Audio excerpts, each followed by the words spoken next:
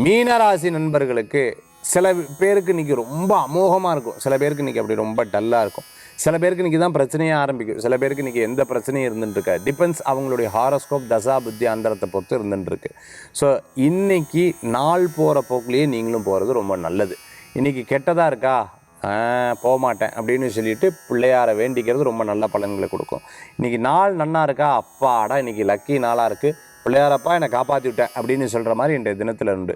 ஆக இன்றைய தினத்தில் நாள் போகிற போக்கிலேயே உங்களுடைய சூழ்நிலைகளையும் உங்களுடைய விஷயங்களையும் மாற்றிக்கிறது நல்லது. நல்லதை மட்டும்தான் பண்ணணும், நல்லதை மட்டும்தான் கடைபிடிக்கணும். அப்படி இருந்தீங்கன்னா இன்றைய நாள் உங்களுக்கு சாதகமாக இருக்கக்கூடிய வாய்ப்புகளை கொடுக்கக்கூடியதாக இருந்துருக்கும்.